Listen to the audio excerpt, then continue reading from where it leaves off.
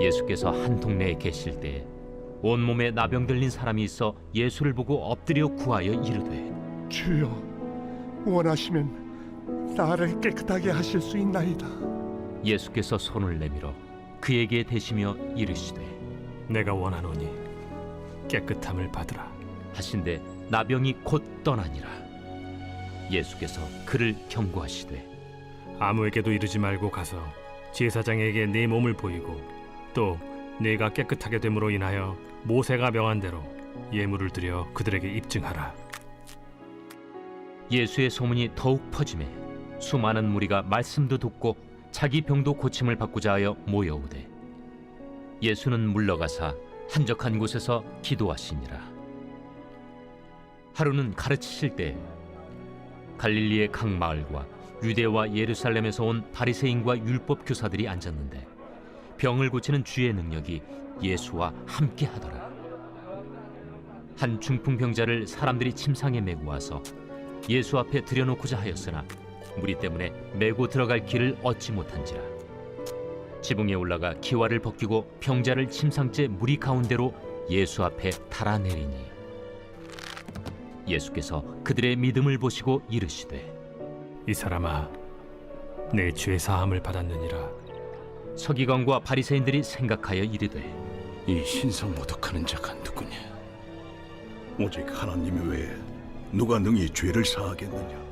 예수께서 그 생각을 아시고 대답하여 이르시되, 너희 마음에 무슨 생각을 하느냐? 내 죄 사함을 받았느니라 하는 말과 일어나 걸어가라 하는 말이 어느 것이 쉽겠느냐? 그러나 인자가 땅에서 죄를 사하는 권세가 있는 줄을 너희로 알게 하리라. 하시고 중풍병자에게 말씀하시되, 내가 네게 이르노니 일어나 내 침상을 가지고 집으로 가라.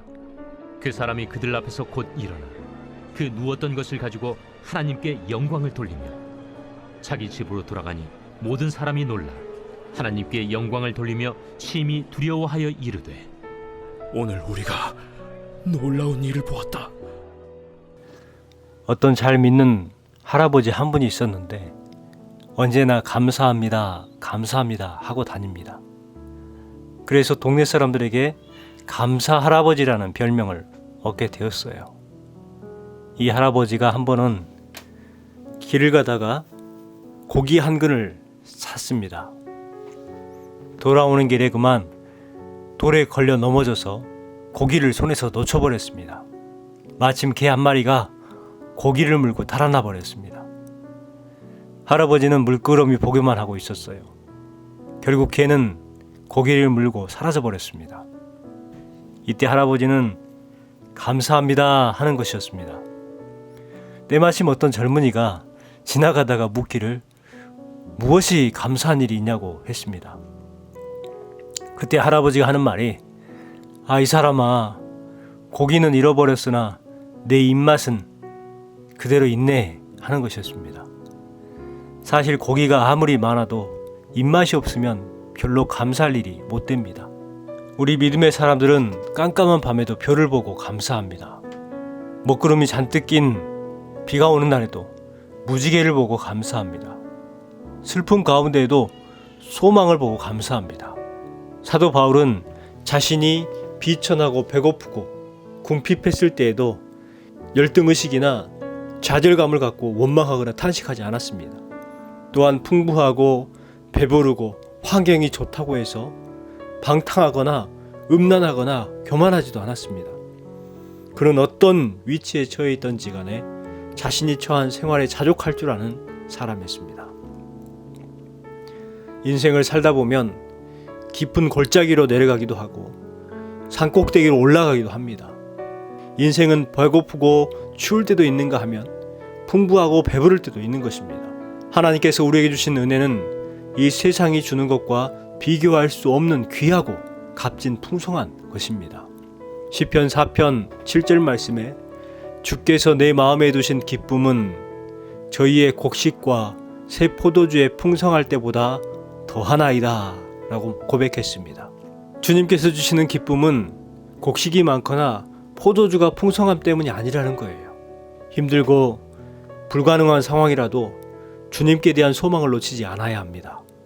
우리가 힘든 인생에서 보여야 할 신앙의 자세, 신앙의 태도는 무엇일까요? 첫 번째는 주님의 따뜻한 손길을 사모하는 자세입니다. 예수님이 어떤 동네에 계실 때에 나병 환자가 예수님 앞에 엎드려서 주여 원하시면 나를 깨끗게 하실 수 있나이다 라고 간청을 합니다. 당시 나병 환자들은 마을 밖으로 격리되어 살았습니다. 사람들이 지나가면 나는 부정하다라고 외쳐야 했습니다. 인생이 절망 그 자체였어요. 소망도 희망도 없는 비천한 삶이었습니다. 그런 환자를 향하여 예수님은 친히 손을 내밀어 그에게 대시고 깨끗함을 받으라 말씀하십니다. 그러자 곧 그 병이 떠나갔습니다. 율법에 의하면 나병 환자와 접촉을 철저하게 금지하고 있습니다. 부정해지는 거예요. 그러나 예수님은 그에게 손을 대시고 명령하셨습니다.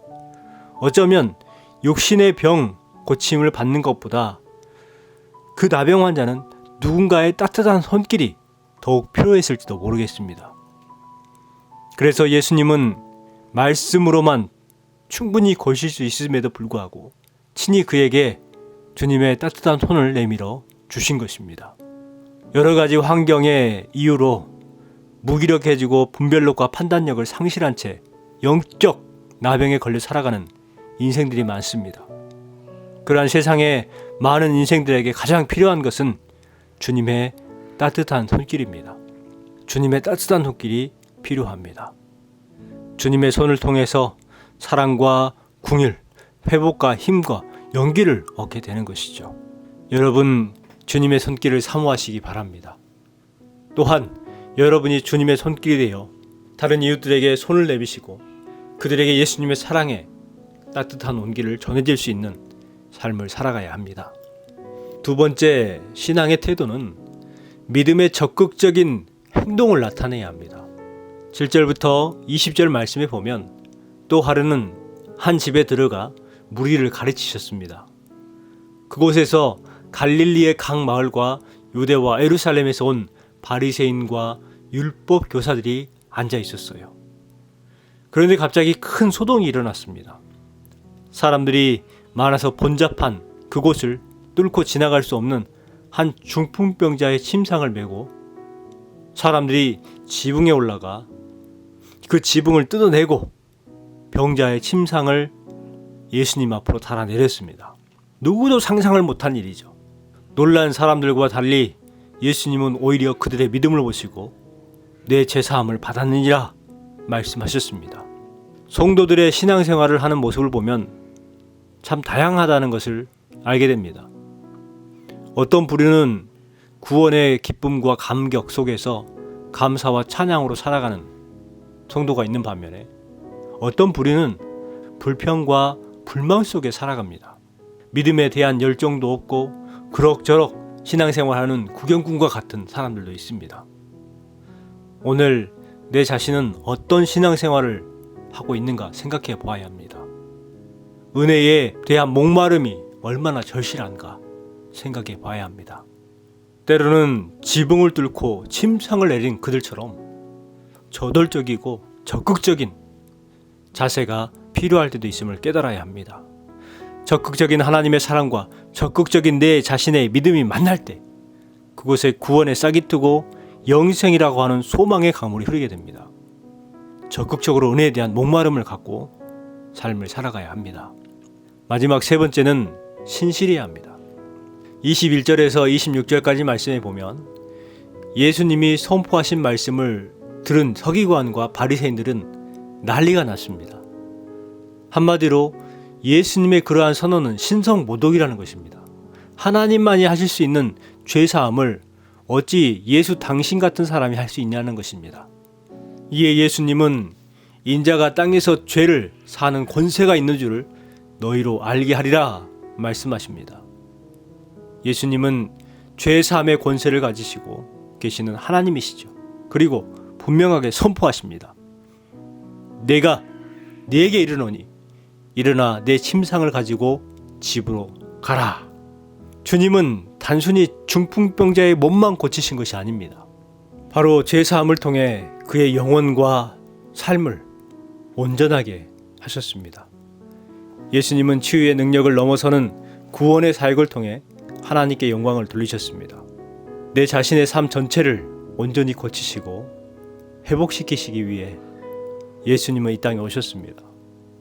그러므로 내 자신은 주님께로부터 죄의 용서함을 받아야만 구원함의 은총 아래 살아갈 수가 있습니다. 온전한 회복과 구원의 소망 안에 거할 때 하나님께 영광을 돌리는 삶을 살 수가 있습니다. 예수님은 자기 백성을 죄에서 구원하시기 위해 오셨습니다. 신성과 인성을 모두 지니신 분이십니다. 그러므로 육체의 질병과 영혼의 질병을 궁극적으로 구원해 주십니다.